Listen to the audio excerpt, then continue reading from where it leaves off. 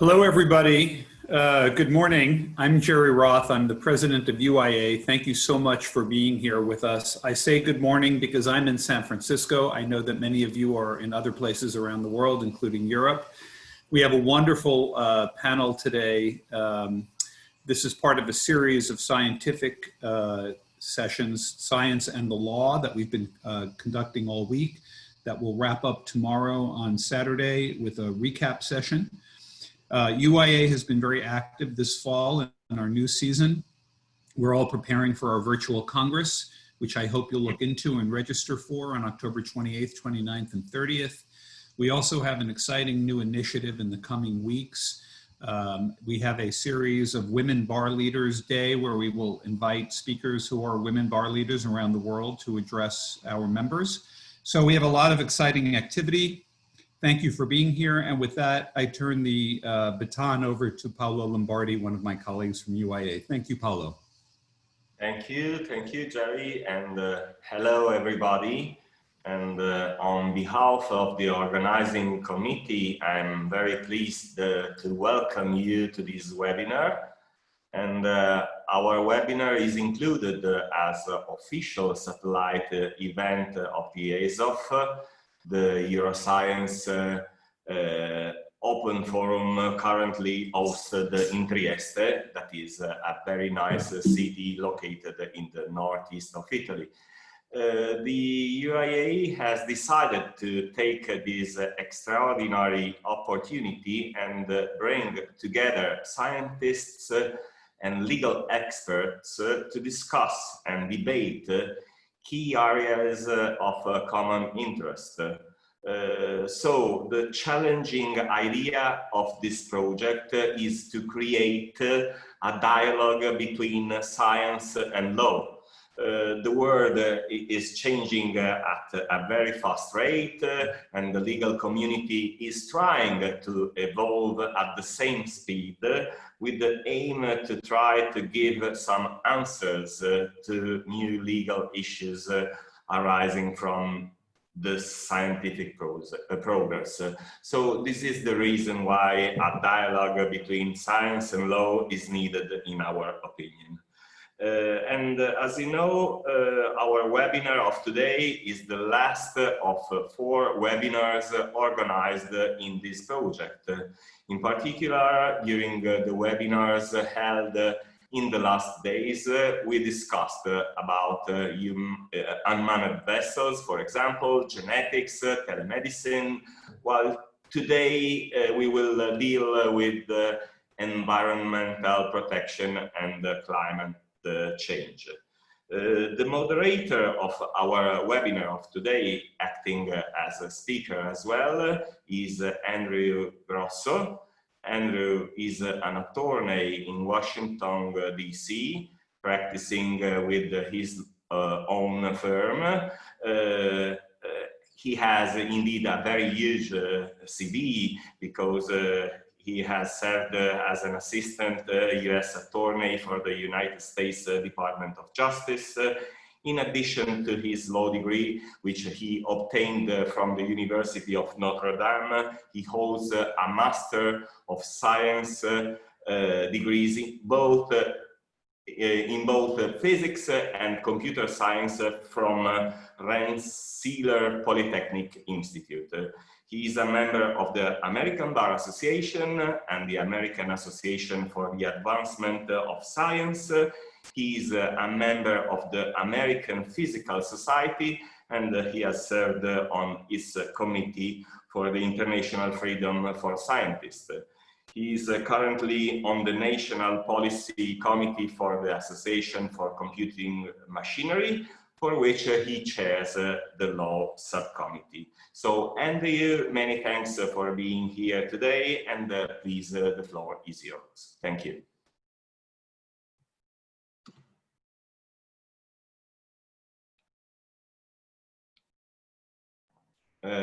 You're muted, Andrew. Probably the microphone of, okay. Let me repeat. I want to thank you very much, Paolo. Before I introduce our speakers, I want to thank 2 people who've been instrumental in setting up this program today, but one of them is not here. That is Carlos de Miguel Perales, who is president of the UIA Environmental Commission. He was to be the moderator, but I want to thank him very much for the work that he did in putting this together. The other is Colette Surin, who is our events coordinator and who has done a very good job in herding us so that we are all on the same page today. The speakers, I am proud to say, are quite distinguished. The first speaker who we will hear from is Florence Coglioni. Dr. Coglioni is a glaciologist and climatologist at the National Institute of Oceanography and Experimental Geophysics, Italy. Her research focuses on reconstructing the long-term past evolution of climate and of the Arctic, Greenland, and other ice sheets, combining numerical modeling and geological and glaciological observations. She also studies the past to future sea level changes and their consequences on coastal areas. She has participated in one Antarctic geophysical campaign in the Ross Sea in 2017 on board Italian research vessel OGS Explorer. She will be co-leading the next Antarctic sea level program, INSTANT, in the framework of the Scientific Committee for Antarctic Research beginning in December. I want to thank you for participating, Florence. Our other speaker is Yanea Pensa, who is a research fellow and head of academic affairs at the Euro-Mediterranean University in Slovenia. Her research and publications in the area of environmental governance have spanned over various regimes, including biodiversity, climate change, plastics pollution, and fisheries. She taught environmental law at various faculties in Slovenia and held a postdoctoral position at the Pluricourts University of Oslo. Her PhD in law is from the EUI. Her LLM is from the EUI and the University of Nottingham, and she has a degree in international relations from the University of Ljubljana.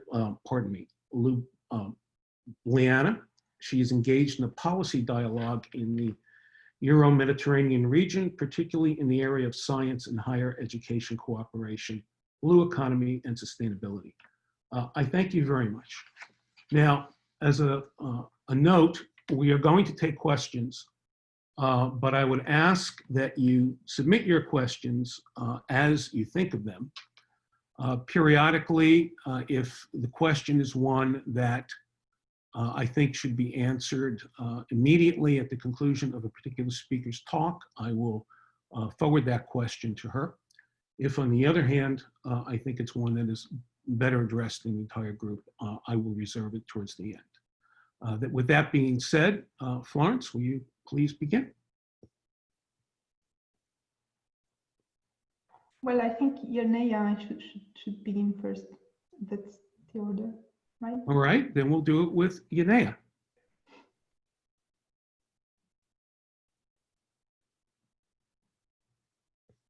Yanea, you did what I did. We were both on mute to begin.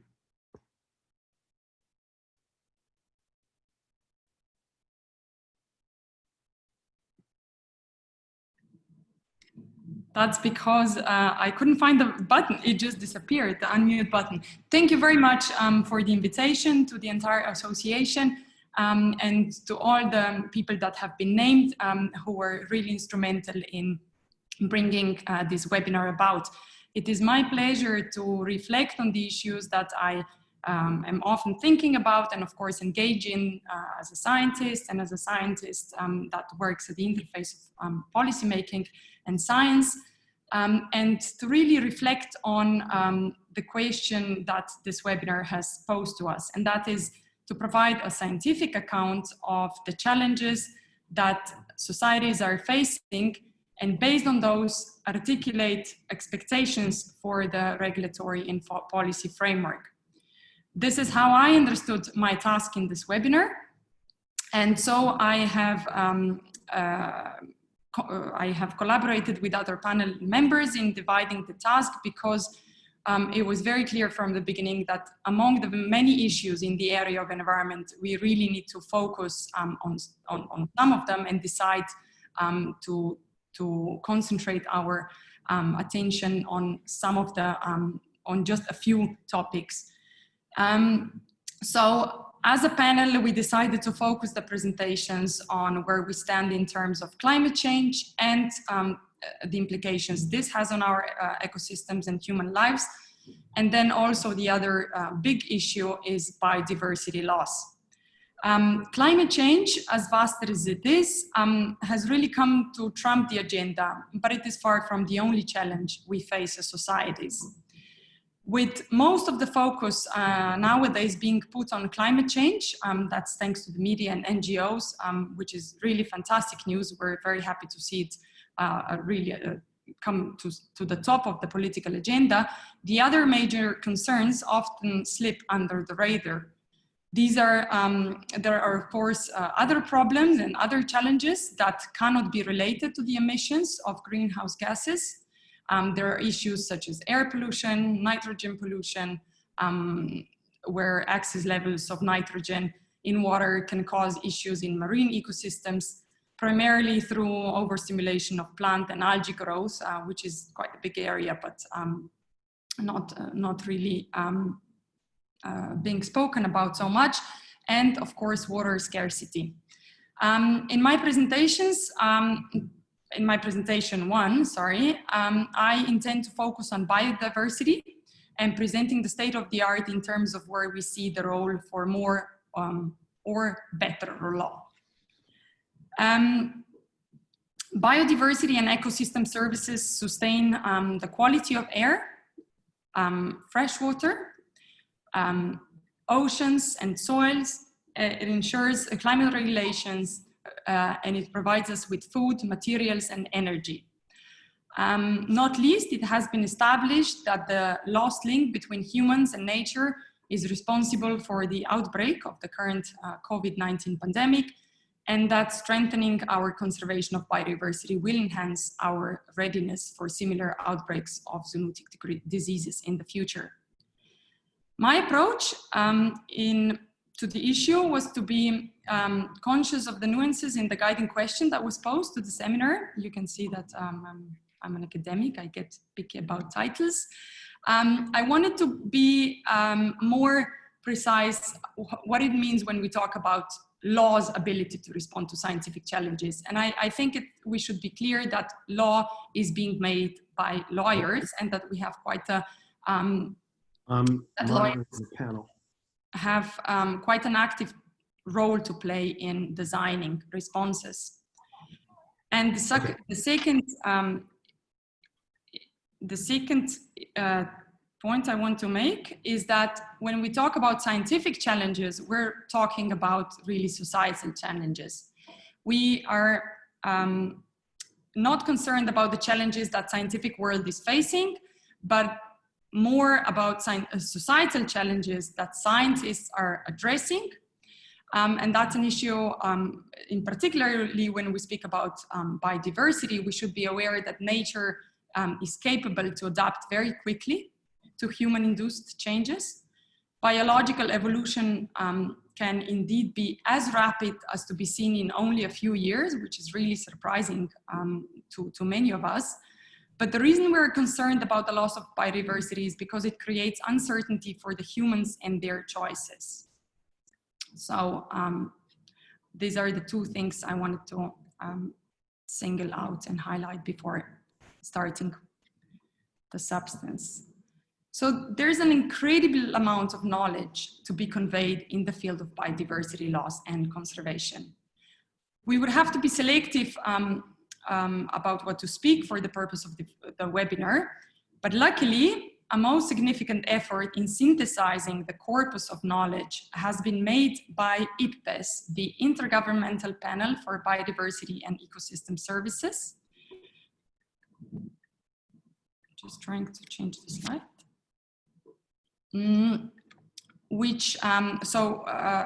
IPBES stands for the Intergovernmental Panel for Biodiversity and Ecosystem Services, which as a body in 2019 published a report titled the Global Assessment Report on Biodiversity and Ecosystem Services. And this report is really, in so many ways, groundbreaking, and I think it represents nothing less but a milestone in so many aspects.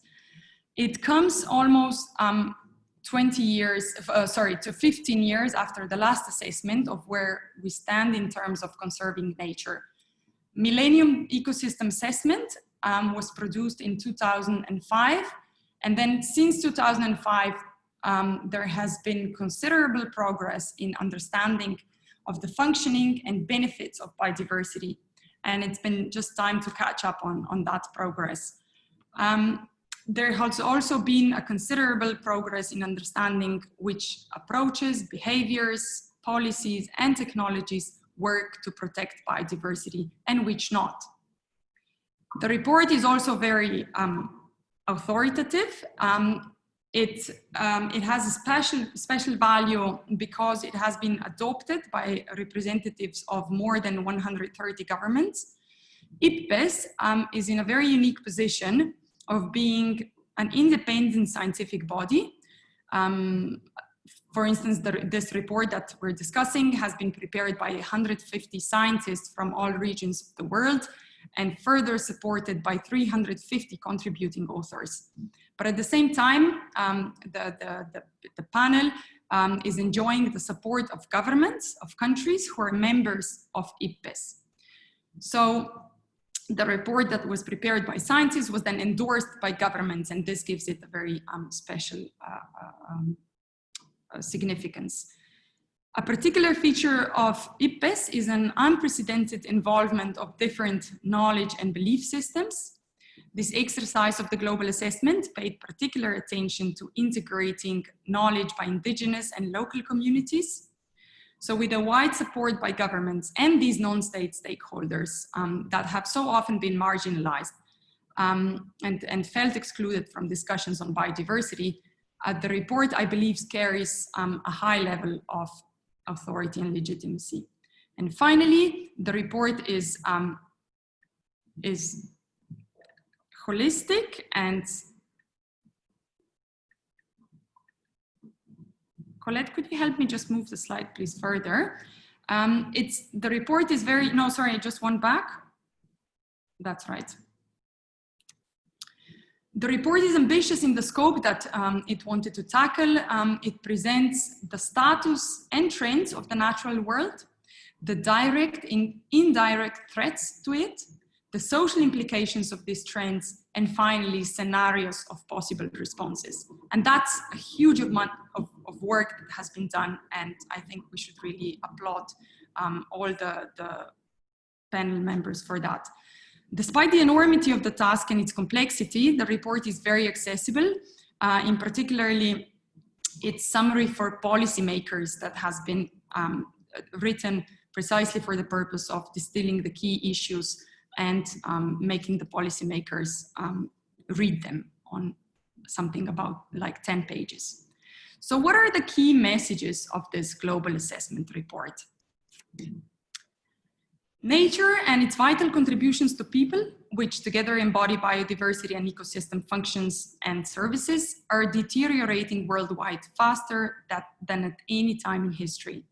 The nature's contribution in the form of food, medicine, energy, and materials, and non-material aspects of quality of life and cultural integrity are increasingly at the expense of nature's ability to supply them in the future. The loss of diversity of genes, species, and ecosystems are essentially narrowing down our choices for the future and making it more uncertain.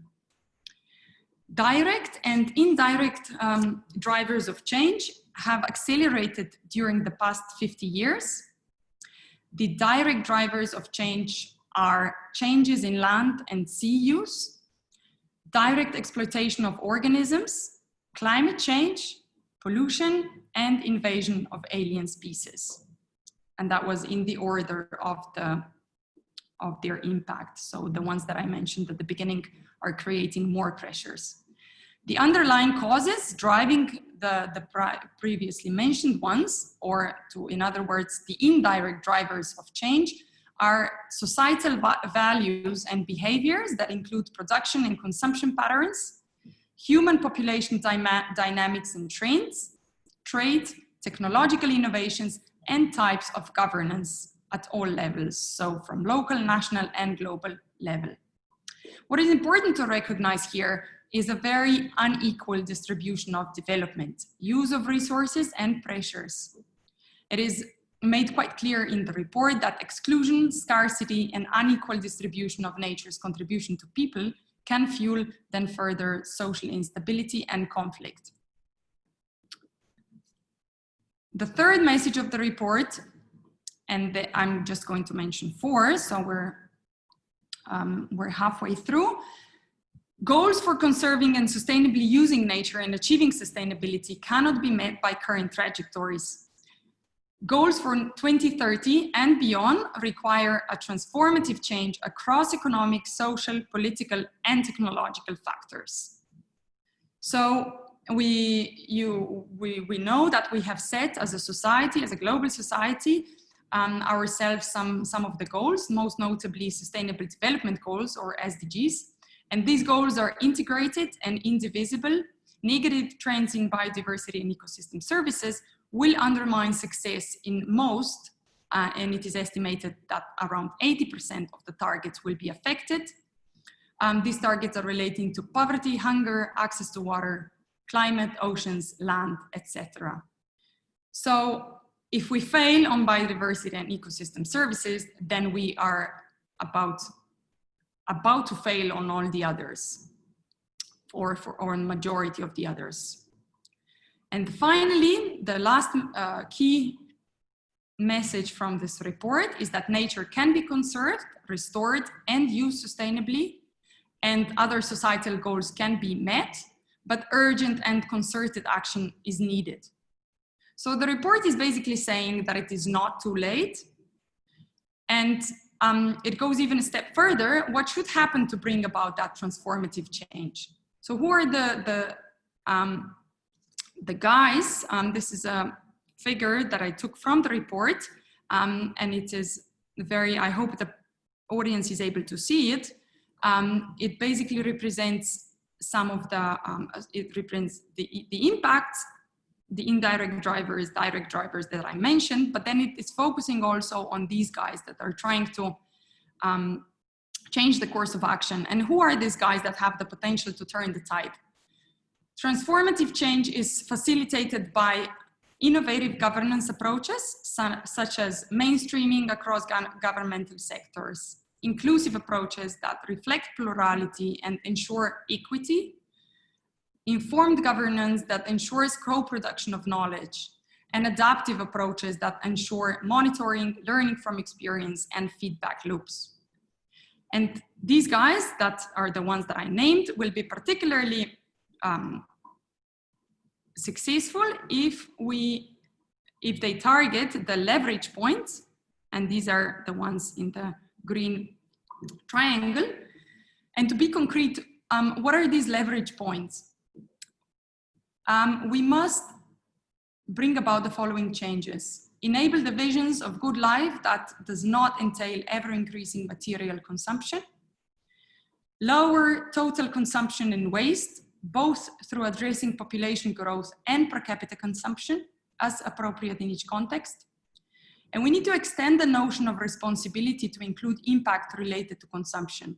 I find this point particularly important, and I'm just going to repeat the phrasing that the word that the report uses, but that has also been used increasingly also in legal circles. Extend the notion of responsibility.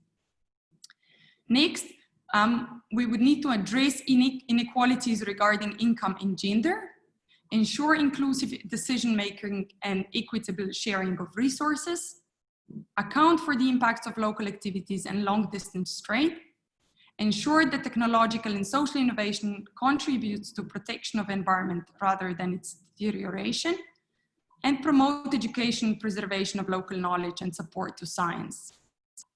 So we can see there are many challenges for law. And how can law respond?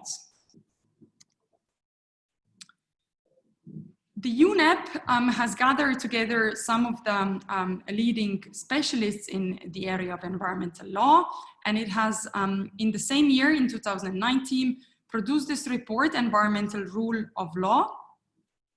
And what does this report, it tried to really evaluate where we stand in terms of rule of law and its support to the functions that I indicated as urgent. And what did this report find? It really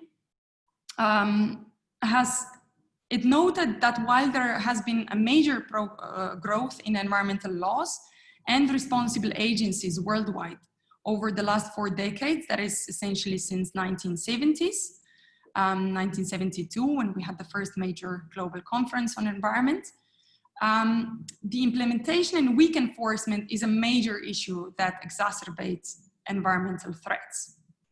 The report discovers the major obstacles. Laws sometimes lack clear standards or necessary mandates. Laws are not tailored to national and local contexts and fail to address the conditions on the ground. Then implementing ministries are often underfunded and politically weak in comparison to ministries responsible for economic or natural resource development.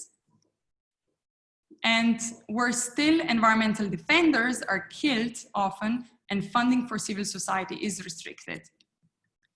I think these issues are really relevant for most of the countries, not just developing ones or poorer ones. They're very relevant in developed economies and in developed countries. For instance, in my own country, which would really qualify as developed, it's part of also the EU acquis. We are seeing at the moment a heavy attack on the existing environmental laws under the pretense of a post-COVID economy revival. And we're seeing the attack especially on the public engagement and how that, we know that's an essential element in preserving environment. And what's even more difficult to accept is that this, of course, comes in the same breath or at the same time as the political rhetoric that highlights the need for circularity and commitment to the European Green New Deal. So to defend and strengthen the rule of law, lawyers need to do. They certainly need to know environmental law.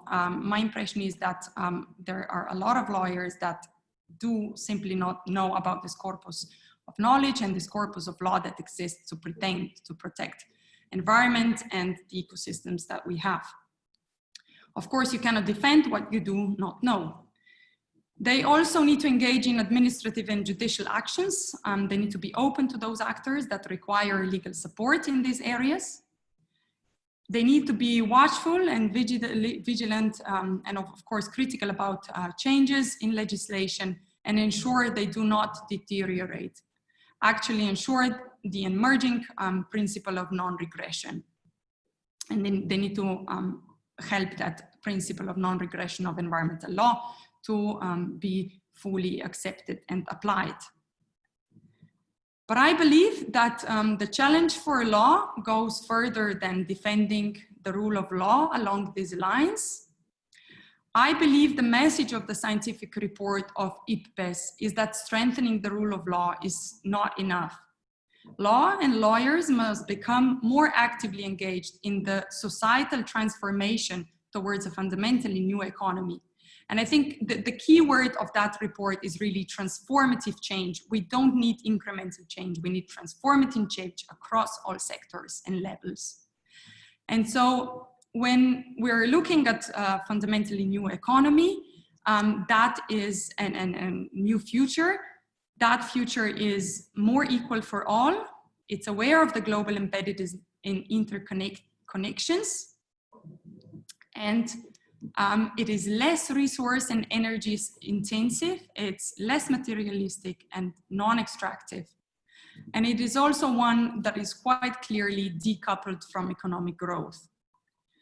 I think as enormous as this challenge is, the lawyers need to be aware of their responsibility to be part of this movement And it is essentially a social movement that we are anticipating or hoping for. And lawyers should get involved in urging, designing, and defending laws and regulations of the sustainable future. Now, I will finish off with a small case study of regulatory action, which would benefit from some of the elements that I urged for. The issue will be plastics pollution, particularly the phenomenon of marine plastic debris. With the overarching grand challenge of maintaining biodiversity, protecting ecosystems, and managing the sustainable extraction of the resources, being that I was discussing previously, being such a vast topic, I think it is useful to zoom in on a specific case study, and that is even if it does not encompass all the aspects discussed before, and even if it's not the key or if it's not the key or most urgent threat facing oceans. Because I want to be clear that the choice of focusing on plastic pollution is not implying that this is the key threat facing the oceans. In fact, plastics and microplastics, we don't really have very heavy scientific evidence that they are impacting directly on our health. What is much better established is that, that plastics and microplastics affect marine life and ecosystems. And we also know that if we continue with the same trend of introducing plastics into the oceans, we will be facing, there's a threshold at which we will be facing major challenges. But having said that, plastics might not be the major threat, it is one that is particularly disturbing because we know about it and we know about the action that we should take to halt it, and we're not doing quite enough in that area. It is widely recognized as a problem for the international community, and the scientists are urging action on it. And I want to invoke the issue of plastic pollution in the context of our regulatory response to it that we have witnessed in the recent years since the issue became heavily popularized. The preferred trajectory has been one of incremental rather than transformative change. The focus in many countries has been on the ban of single-use plastics and on accelerating recycling. The EU has set out to tackle the issue in an ambitious and bold way. However, the EU's approach, as reflected in its plastics strategy, circular economy action plan, in implementing directives, could be criticized for undermining the activities that are addressing the issue closer to the source of the problem. So the focus on recycling and continuing the business as usual has led us to a situation where our trash predominantly ends up in oceans. And I want to just mention a recent paper that documents the path of European debris.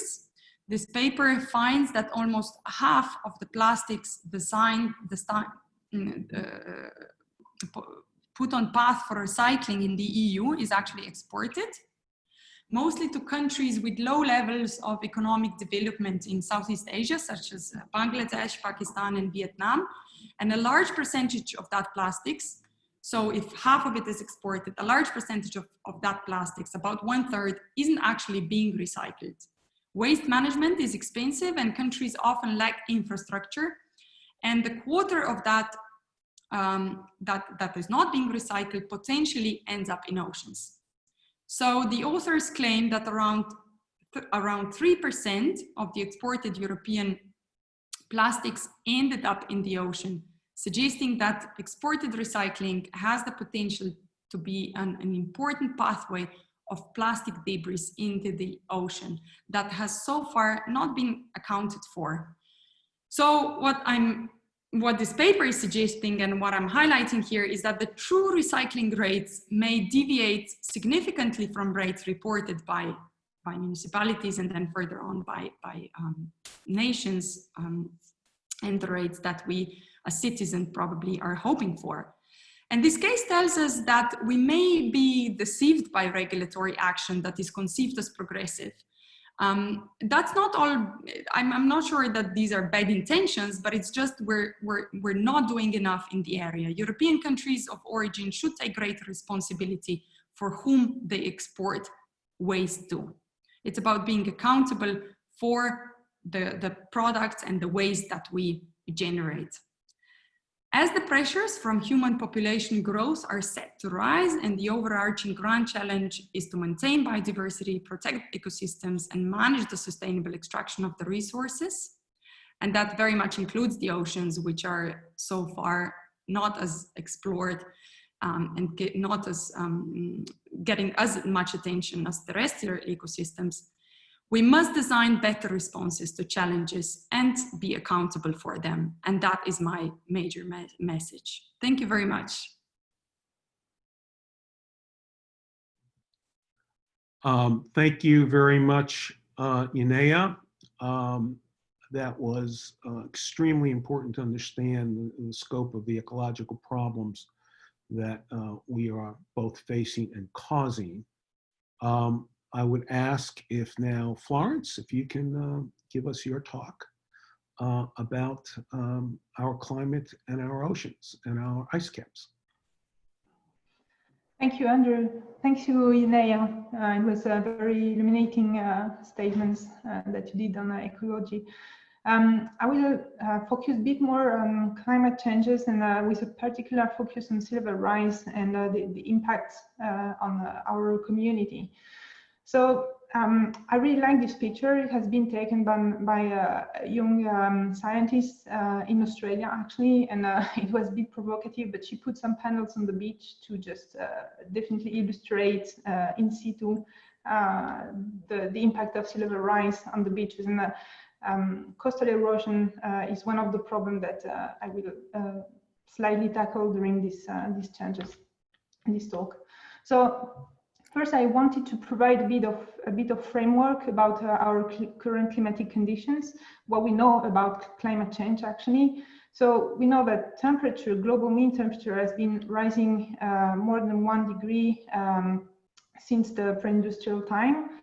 And CO2 have been rising more than 100 ppm in the atmosphere since that time, and that's a clear sign of human activity, actually.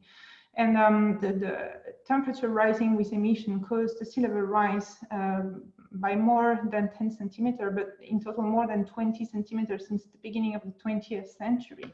And actually, we can all see that it just increased our atmospheric temperature. We definitely can monitor it, and I think our grandparents also can definitely testify about temperature changes during summer or even during winter, because there are many regions of the world that are experiencing very mild winter now, with no much snow during winter. We have been monitoring also huge ocean heating. Okay, so the ocean is warming, and ocean absorbs also most of the CO2 emission and methane emission. So its acidification has been also increasing a lot over the past decades. We have been also watching with our satellite the decline of the sea ice cover in both Arctic and around Antarctica as well. I think now it's quite clear that during the summer we are losing most of our Arctic cover, and also the same in Antarctica. And our ice sheets, Greenland and Antarctica, are melting, and actually it has been accelerating ultimately because of global warming, actually. So everything of that contributes to global mean sea level rise, and it has been gradually increasing. Now it's accelerating. And what we know about climate change is that it's also the cause of extreme weather events. Okay, what scientists have shown and numerical modeling of climate change have shown is that increasing temperature and emission increases the frequency of these extreme weather events. And we are already testifying it. There are a lot of fire in California right now. Australia has been burning last year. We had a major flooding events in Venice and also in Trieste here last winter. there are a lot of drought everywhere, and they are more frequent, more extreme, and even longer. We also have very long heat waves, and they start even earlier and earlier each year. They do not wait for the summer season, but they start at the end of the spring now. And sometimes we also have some occasional one in the beginning of the fall. So, I mean, all those extreme weather events that we are monitoring right now and watching, they definitely will increase in the future. I mean, this is not a trend that will just slow down or disappear. I mean, this is the main impact of climate change. So in the future, what we've been projecting so far is a global mean temperature rise of at least 2 to 5 or 6 degrees. Of course, the Arctic regions is one of the major region experiencing the most and fastest climate changes, because the ice is melting, and ice reflects sunlight radiation. So when you suppress the ice, the ocean and the continent absorbs more heat. So, I mean, having ice at the pole helps regulating temperature at the surface and also ocean temperature. But if you cancel the ice, you just accelerate the process. That's why the poles are the most vulnerable areas actually impacted by climate change. So this is what is currently projecting by the end of the 21st century. And we are not almost there, but we are definitely ongoing to this track. This is the worst case scenario, because you know that scientists are following a bunch of different scenarios, optimistic ones with more moderate climate warming, and this one is definitely the worst case scenario. And I choose to show this one because observations show that we are mostly following these tracks rather than the optimistic scenarios, unfortunately. So recently, there have been a new IPCC report that focused on the interaction between the ocean, the cryosphere, and climate change, and it has been it has produced this report that definitely states on the state of ocean warming, but also the amount of sea level rise. And I think the consensus among the scientific community now is that by the end of the 21st century, if we follow this worst case scenario I was just showing you before, we will be on this yellow track that you see here that represents the sea level rise since the 1950s, but until 3 centuries in the future. And in 2000, at the end of the 21st century, so to 2100, you see that the yellow track leads to almost 1 meter of sea level rise. And this is the pathway without any mitigation of carbon emissions. So this is if we do not take any policy for environment changes. If, on the contrary, for example, we would decide to definitely take strong mitigation actions, then we would follow the blue path, for example, that definitely comes from the Paris Agreement. We would only have ½ meter of sea level rise. But what I want to say is that even if we mitigate our emission, even if we stop our emission, rising of seas will continue. Okay, so this is something that is unavoidable. Okay, and the future trajectories of carbon emissions. Okay, so which pathways we will follow depending on our mitigation actions. Actually, it will determine only the rate of sea level rise, but not the fact that sea level will rise anyway. And it will also determine the time that we have to adapt to natural disasters caused by sea level change. And this variable is particularly important because in some countries, we have, if we don't want to have strong disasters, strong damage caused by sea level rise, we need to take strong action before 2040. So it means within the next 20 years, for example, or at least within the next 30 years for most of the regions in the world that have low-lying coastal areas, actually. So the time for adaptation is the key for our future in coastal areas. And what are the impacts of sea level rise, actually? So sea level rise, as I just say, impact on low-lying coastal areas means that all deltaic areas, for example, are definitely vulnerable. And we know that in many places of the world, the main rivers, delta, our population are under threat by sea level rise. And every coastline that definitely lies at sea level is also under threat. So we have heard about the small islands of the Pacific, for example, but also in Italy, we have many of them, in Europe, the Netherlands, in US, I mean, everywhere we have low-lying coastal areas. Now, actually, the main impact of sea level rise is that because we have climate change amplifying the frequency and the intensity of the extreme weather events, we will have stronger storms, stronger hurricanes. So it means that with sea level rise, we will have the line of high tide also rising. So it means that during a storm, surges will also reach more inland areas, actually. So areas that will be experiencing those disasters will be larger and larger with time. Okay, then of course, with sea level rise, the global mean sea level rise, okay, we will have more saltwater intrusion within the soils. And this has been monitoring already in some region of the world, actually, that contaminate the aquifers, that also make the soils improper for agriculture. So people are need to convert their economy, their economical activities somehow to proceed, to survive. And there will be also what I call the urban floods. Actually, it means that when we think about sea level rise and storm surges due to the sea intrusion within cities, we think about water coming from the seafront, okay? But we do not think about the water coming from below, actually, because when sea level rise, okay, the pressure in the pipes that just drains the water, the used water from the city to the ocean actually changes and inhibits the draining of the water into the ocean actually.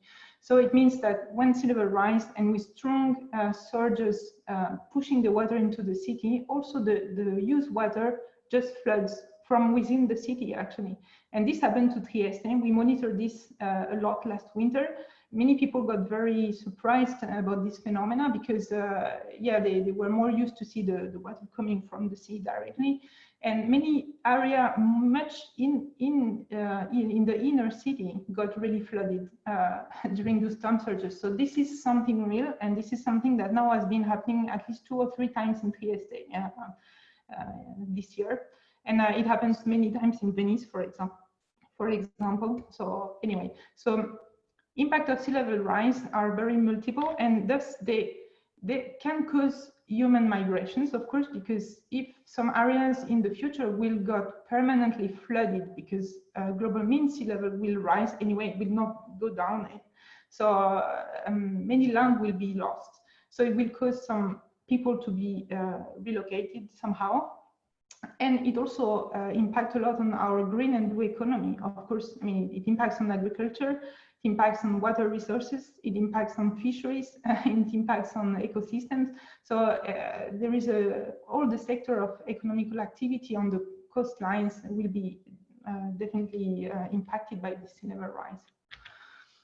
So I wanted to show you one example of this Pacific small state islands, actually here Tuvalu and Vanuatu, because even though they are atoll, I think the damage that sea level rise can cause are very much visible already on those environments. And do not think that this will not happen to our coastline in other countries. They are just an example that what will happen to us a little bit later, because we are maybe with coastline a bit higher than they are in the Pacific. So what they have been experiencing is a lot of coastal erosion because of sea level rising. Of course, sea level eats the sediments, okay, and take it out and then remove it from the coast, okay. So we all know of beaches that have been refilled regularly just to welcome tourists during the summer, because during the winter storms just remove the sands from the beach, okay. So with sea level rising, erosion will be amplified, of course. So they are already monitoring that, and some of their atolls are already completely submerged, actually. They have a problem of salt intrusion in their groundwater, and because they are atolls, there are very few resources of groundwater for them. And so most of them are already contaminated. So they just rely on rain that are more and more scarce because of climate change. And in this region, precipitation are very low, and it will be worse in the future. So they really rely on shipping of water supply, for example. So this is an important aspect because we know that in many subtropical areas or mid-latitude, for example, in the Mediterranean, water supply will be one of the main hotspots and problem in the future somehow, as also mentioned by Yanea just before. They are very scared of high tide. Each time the sea is just rising in middle of the day and just going down, so high tide, low tide, they are very scared of that because each time some of the area got completely flooded. So they're very, they feel the threat of being flooded completely, lose the house, have people that get drowned. So they definitely live not very, with a lot of serenity somehow. And as a matter of fact, because of all those matters, 20% of this the population of this atoll has been leaving the places, and they migrated to New Zealand already. And of course, this will amplify. And it's just an example. And because of that, New Zealand has started to consider developing a kind of visa for those climate refugees. Okay, so this is an aspect of the law that is so far not really considered, because we know that immigration in general is a big problem for everybody, even if it's not caused by climate change. But climate change will trigger another kind of migration and is already triggering it. And we need to have some framework provided by the law, some tools that helps those people to face this kind of natural disaster. Well, this one is linked to sea level rise, but actually regions that are impacted by droughts, for example, or any other natural disaster that is linked with climate change will have the same problem anyway. I mean, if an area becomes a desert, the people that do agriculture or even for living, they will have to move to another place.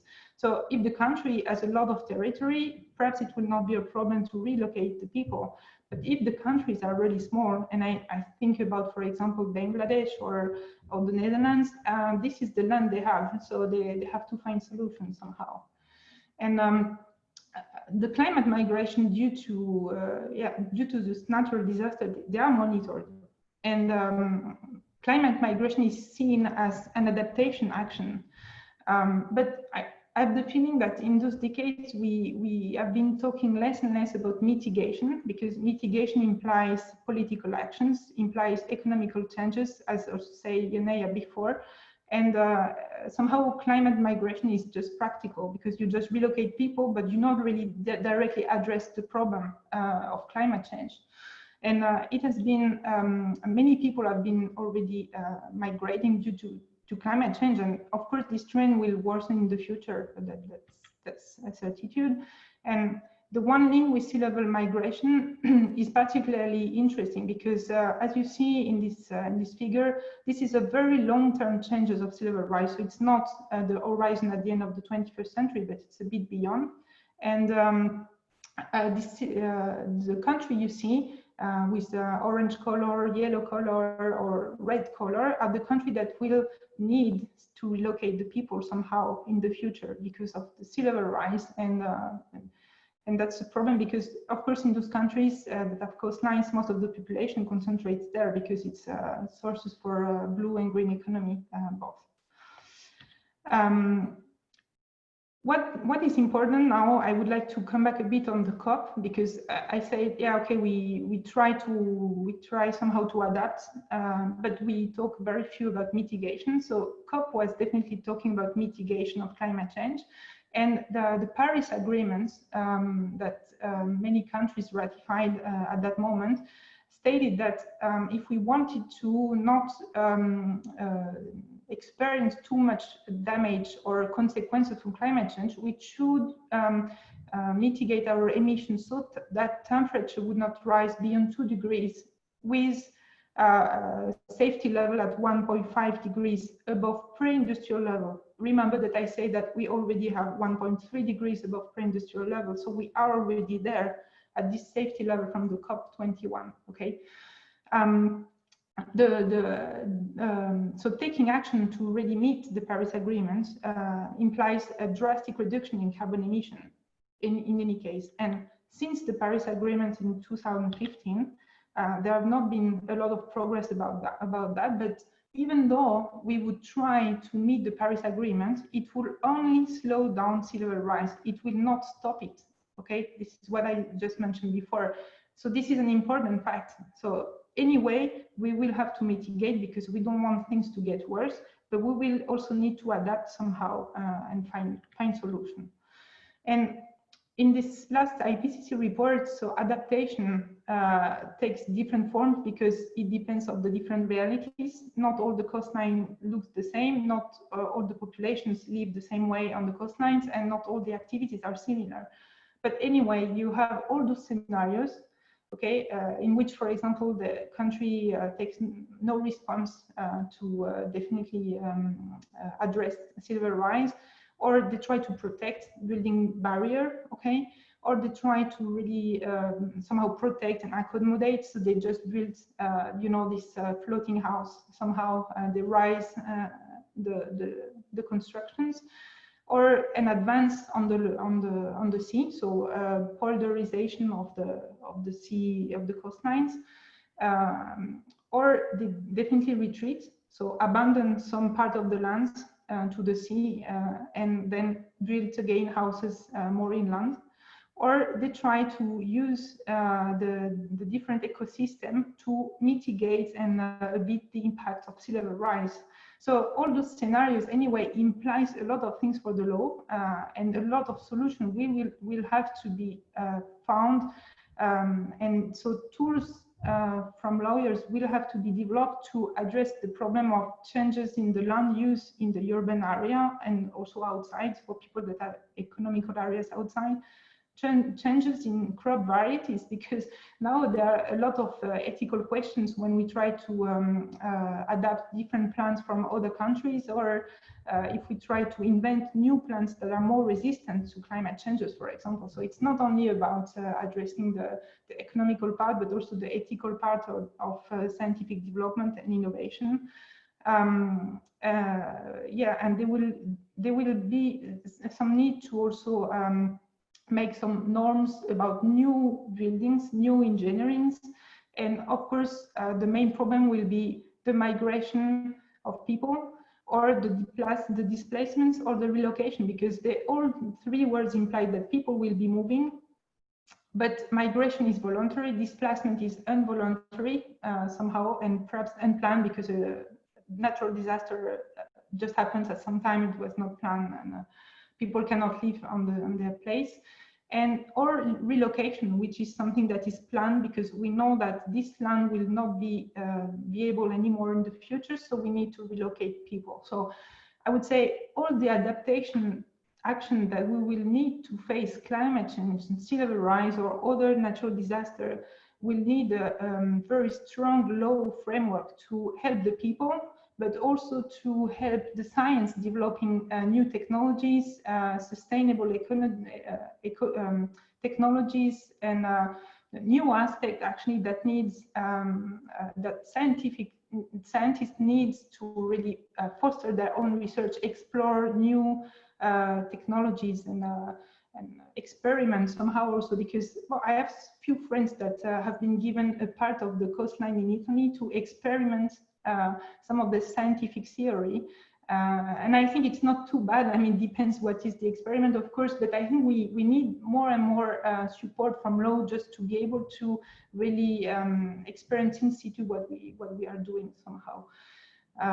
So I think I want to conclude on that. That's the last slide actually, and I would say that since the Paris Agreement, somehow the COPs have been regularly failing, all of them, because the country now really clearly states that they are not really willing to make any effort to mitigate their emission, and mostly from the countries that are under development, but not only. I mean, US quitted the table of climate change China is definitely stating that it's not willing to make any effort. So the COP are not the solution to trigger international actions, but probably most of the answer at our local levels, which means that lawyers will have a lot of job to do to help the population that are impacted by climate change.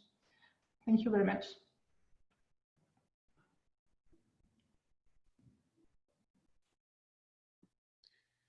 Thank you very much, Coglione. Dr. Coglione. I found that very interesting. The urgency of climate migration of large populations is certainly something to be worried about. And it's now my turn. I remind you, if you have any questions, please post them and we'll take them as is appropriate. When I was asked to speak on this panel, and I was told that the topic was, how can law respond to scientific challenges? My first reaction was, it can't. And the reason is that I was looking at it not so much as what the law could possibly do in niche areas. I was looking at it, how could law solve the problem? And to that last question, my answer remains the same. It cannot, but there are many, many things that it can do. Now, what are the problems that we are going to experience? Well, temperature rise is obvious as the immediate problem. And what I find when I speak with people is they don't understand that temperature rise of the planet is not the same thing as temperature rise in your office building or your home. You cannot go to the thermostat and turn it up or down. When you have a 1 degree or 2 degree or 5 degree rise in temperature, that's long term. And by the way, I do want to point out to our American audience that when Yannicka and Florence say 1 degree, they really mean 1.8 degree Fahrenheit because they are speaking in centigrade, correct? Correct. So this is when we have a 1.3 degree centigrade rise, we've got 2 degrees Fahrenheit and we're rising. The other problem is that the rise is not uniform. There are going to be places that are used to very cold temperatures that are going to get very hot. There are places that are warm that will not rise a lot, but that change is going to be very significant because the ecosystems there are based in the lower temperatures. And I'll give you a concrete example. In the tropical areas, they're going to be experiencing a problem we call the wet bulb temperature. We keep cool by sweating. So if you're a person, you can't afford air conditioning, as most of the population of the planet cannot. If the temperature goes up to the point where you cannot sweat because the humidity is too high and your temperature is too high, then you are going to die. And there are large portions of the population that will experience that because of small temperature rises. We are at 415 parts per million carbon dioxide in the atmosphere. The last time we reached that point, our sea levels were about 20 feet higher than they are now. So if we did nothing more and we just held us constant at our current parts per million temperature, we're looking at a tremendous sea rise. And the question is, what are the causes of climate change? And obviously population growth. I say capital development, I mean growth in gross national products. Everybody wants to be richer, live better. And most importantly, feedback loops. And I hope to get to that by the end of my talk. Indirect causes, climate change denial, people who just don't want to believe it, and they have many excuses for why they don't want to believe it. Sometimes they're legitimate, and sometimes they're purposely avoiding the problem for their own personal benefit. Others are climate skeptics, and I have a little bit more respect for them. They challenge what they're being told by science because they view it as being told by people in the political system or the economic systems to take away their rights and force them to do something that gives the government more control over their lives. They need to be educated, and they need to be learn the urgency of just where we are going. Now, it's not that governments are not taking account of these problems. There are numerous state laws, nation-state laws, that address ecological concerns and climate change. I have just a small list here. If I were to list all of them, I would have several score of slides with these listing of laws. And as you can see, they're from all over the globe. Now, law has been successful in addressing climate change in some limited areas. And probably the most successful of all treaties beyond just climate change is the Montreal Protocol. In the 1970s, it was first suspected that we were introducing chemicals into the atmosphere that were destroying our ozone layers. Now, what's the significance of that? Well, there are certain types of radiation that when it reaches the surface of the Earth, causes damage to our DNA and our RNA. In other words, the genes that permit us to function and to reproduce, not just as human beings, but indeed the entire ecosystem. Not only were we facing, as humans, increases in skin cancer, but the oceans were going to suffer the consequences of plankton and other organisms simply dying from the excess ultraviolet radiation. There was a treaty that was implemented, and by now it looks like when we reach around 2050, we'll be back with an ozone layer as it was in about 1980. This is a serious success story. It was ratified by every country on the planet. And the question is, why was this successful? It was successful because there was a problem that everyone who was concerned accepted and knew what its cause was. There was a fund established to help developing countries do what they needed to do to solve this problem. The bottom line is the harm was imminent and the solution was limited. And I think those are two critical points.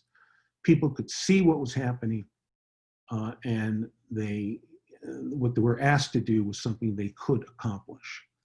Now we have something similar. We have a Basel Convention. It's fairly old. What it does is it prevents developed countries from literally dumping their hazardous and toxic waste into developing countries. In 2019, it was amended to address plastics. Now you might say, what is so significant about plastics? Well, plastics damage the ecosystem. It kills species. And for that reason, we would face a decrease in our ability to feed ourselves, as well as face a decrease in the variety of life that's around us, which will have implications beyond what we can think of in any particular moment. It's taken a long time for our ecosystem to reach the point where it is, and we are whittling it down at a very rapid rate. But it wasn't something that was unanimously agreed to. The United States has not joined the Basel Amendments concerning plastic. In fact, big oil, the oil industry, is facing a problem with climate change and that people are moving away from fossil fuels into renewable sources of energy. So they're planning to make more plastic, but where do they put the waste?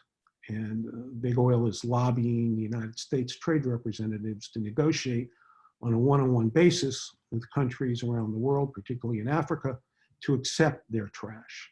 In other words, trying to defeat the purposes and the accomplishments of the Basel Amendments. Now, Florence spoke a lot about client migration, and I'm not going to spend as much time on it as I had intended. I'll simply say that there is currently no treaty that addresses migration due to climate. There are no protections to climate refugees that are in a formal legal document that would apply to a political refugee. However, we do have a very, very recent ruling from the Human Rights Commission of the United Nations, which says that people who flee the effects of climate change and other natural disasters should not be returned to their country of origin if essential human rights would be at risk on return. So despite the fact we don't have a treaty, we do have a court ruling, non-binding as of yet, that recognizes that climate change may be a legitimate reason to give refugees standing in another country when they are fleeing their own country. We have in law managed retreat. In the United States, we have a lot of local jurisdictions that are recognizing that their flood zones are getting worse, they're getting larger, and they are paying people to move out of those flood zones. Some states are relocating entire towns. Mortgage companies are considering refusing to issue 30-year mortgages, which is the way the mortgage industry predominantly works in this country. And flood insurance premiums are rising to unaffordable rates for obvious reasons. Now, let me turn to the large elephant in the room, so to speak, the Paris Accords. Is it failing? I don't think the Paris Accords ever had a chance of succeeding. And I say it for the following reasons. First, it was non-binding. It was an aspirational agreement. And of course, economics took over from the aspirations. Second, even if it had been enforced, we would still have a 3+ degrees centigrade increase in temperature, which is well beyond the 2%, or I should say 2 degree, that the United Nations IPCC, Intergovernmental Panel on Climate Change, recommends as the upper limit of where we need to go, and the safe limit being 1.5 centigrade. So obviously we had a flawed agreement to begin, and even as flawed as it is, we're not meeting it. One of the big questions is what's going to happen when the United States withdraws from the agreement. Are we the problem? Are we the solution? Obviously, we're withdrawing. Our current administration is discarding many environmental rules that were put in place in prior years. And executive orders are opening protected lands up for further development. Obviously, not good news for the environment. However, not all is bad. The courts have ruled that carbon dioxide is a pollutant. That went up to the Supreme Court in 2007, and on a 5-4 ruling, the court said the Environmental Protection Agency had the right to regulate carbon dioxide without new laws. We have 50 states that have their own controls. And I need to say something that many people outside the United States don't understand. We have 50 states. Those 50 states are sovereigns. They are not under the direct control or the complete control of the federal government. They can go their own way on many, many topics. And this is one area that many of the states are imposing their own controls above and beyond what even the Paris Accords would have required. So the United States is not moving in one direction away from the Paris Accords. And corporations and investment funds know what's coming down the pipe. They know they have to protect their investors' monies and their industries, and they are adjusting to the fact that we are moving to renewables and we are going to have to address climate change. As I mentioned earlier, the states have their own say. All 50 have improved their clean energy share, their renewables as energy sources from 2001 to the present. Some of them have done better than others, and unfortunately, a few of them are going in the opposite direction. But by and large, the states have picked up the slack from the federal government. Now, we have an election in November in this country, and the Democratic candidate has proposed a $2 trillion program that would divest us of all fossil fuel within 15 years. And it allows the states to exceed even those goals. So we may very well have a 180-degree change in direction in about 2 months. Private entities, particularly academic institutions, have drafted numerous laws for decarbonization that can be adopted by local jurisdictions, by states, by the federal government, indeed can be used for models for countries outside the United States. And I know particularly Columbia Law School, they have an Earth Institute, and they put on webinars on a fairly frequent basis concerning climate change, and they are focused on the question of how are we going to, I'll use the phrase, save the planet. Now, I've saved a little bit of time because this is what I want to talk about. Time's up. Climate change is real. Carbon dioxide takes 20 years to have its full effect in the atmosphere. Now think of that. If we were to turn off every single emitter of carbon dioxide right now, the planet will still continue to heat for 20 more years. Carbon dioxide has a 100-year lifespan in the atmosphere. If we were to stop producing carbon dioxide for another 100 years, that carbon dioxide would still be there, heating the planet. And methane. Methane, molecule per molecule, is 20 times more powerful than carbon dioxide. And we are emitting methane, both by fracking, by oil drilling, and through the feedback loops. You notice I have the word the phrase feedback loops in red. That is important. Feedback loops are underestimated. Remember when I said the planet is not a thermostat? You can't just turn it up and down. It has a life of its own.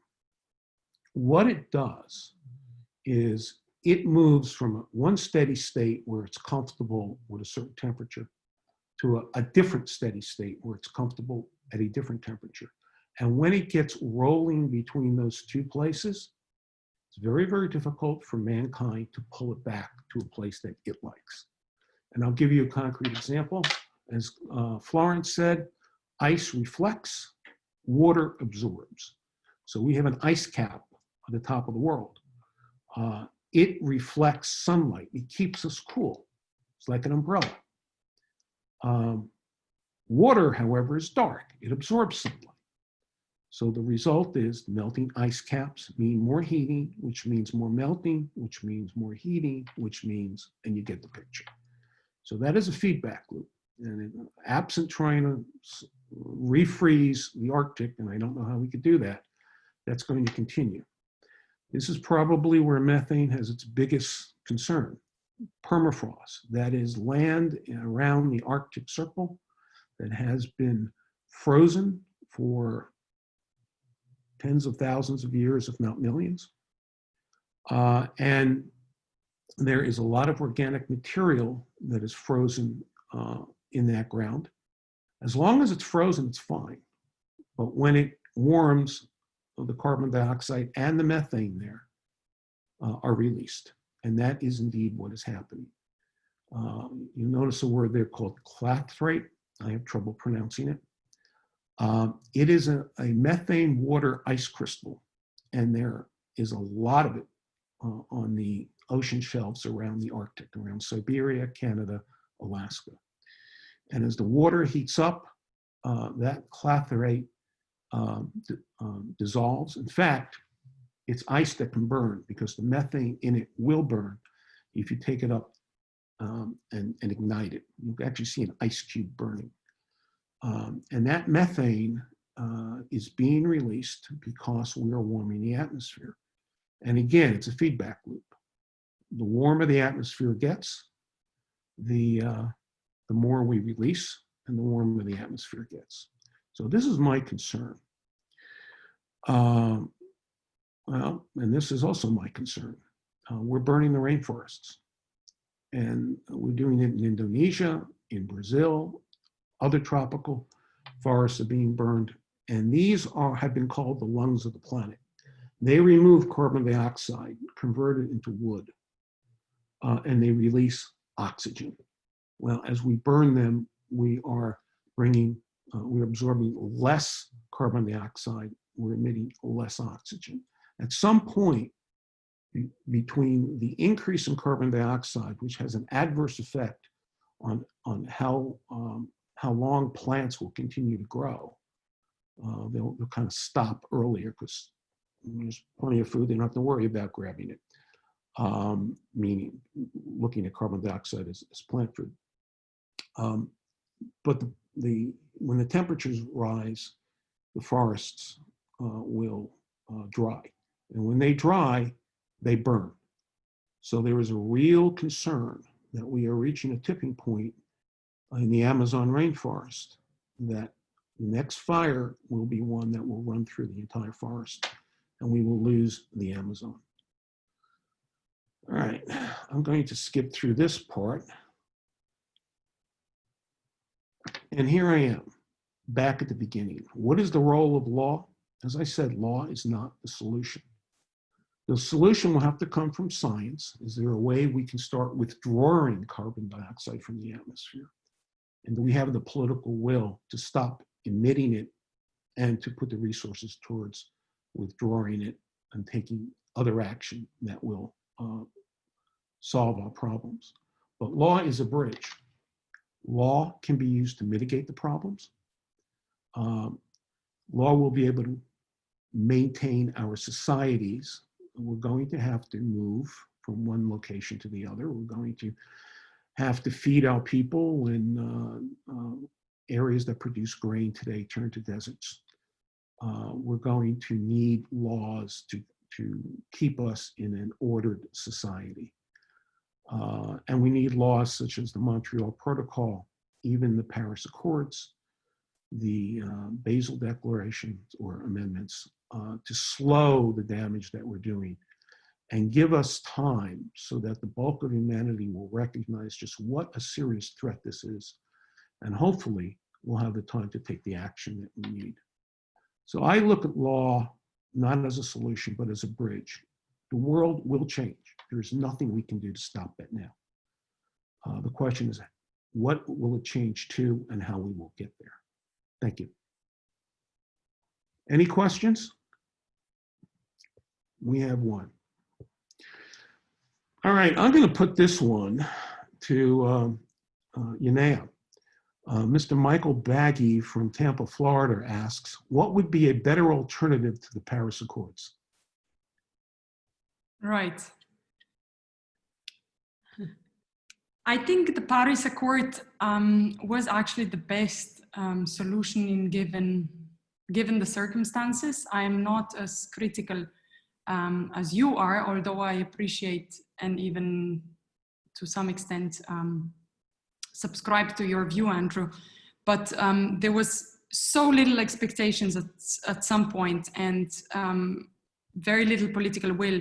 So the Paris Accord did an innovation, if we can call it. It tried to just see, okay, if nobody's in the room agrees on what the scientists are pushing us for, then how about just those that are willing, they go ahead and we see where the process will end up. So I think it wasn't, in the given situation, it was the best probably outcome. And I thought it was also quite promising, but we see that political situation is changing very fast. It's not even a decade that we have seen a complete overturn. And what is particularly worrying is the loss or the drop in confidence in science. I think that's one of the key challenges that we have now. We talk a lot about science policy interface, and we talk about what science has to say to law and to policymakers. But the most worrying part is not the science's ability to communicate and articulate some very clear messages. It's really the uptake of policymakers to put in action those recommendations. So to answer the question, what would be the alternative? I think there is no alternative to that. I think we should stick to the Paris Accord and continue working on the underlying causes that are driving the process to such a suboptimal solutions. But there can be change. I think one of the hopes is definitely the change of US administration, which can bring about, I think, quite an important push for the process globally. So as quickly as the political process can drop, I think also it can become re-energized with a change in one of the major actors, that being the US. Well, we have a question for Florence from Dr. Pradeep Patanair. I know I've mispronounced that, but forgive me. I have heard about the urban flooding from your talk, and also on the tidal impact on the urban flooding in low sea level areas. Can we suggest making more water reservoirs in the urban areas to control urban flood situations? So I would say that water reservoir is a solution, but storage of water can also enhance drought on local territories. So it's a short-term solution. It's not a long-term solution. So we have to think about something else. And it can partially definitely help people when there is a sudden extreme event. But we cannot think about storage as a long-term solution. Well, we are at 5:30 Trieste time, and that brings us to the conclusion of our panel. I want to thank everybody, both the presenters and those who listened in to our talk. I hope that we've all learned something, and more importantly, I hope we all go away with the idea that we need to do something and time is short. I thank you. Thanks, Inaya.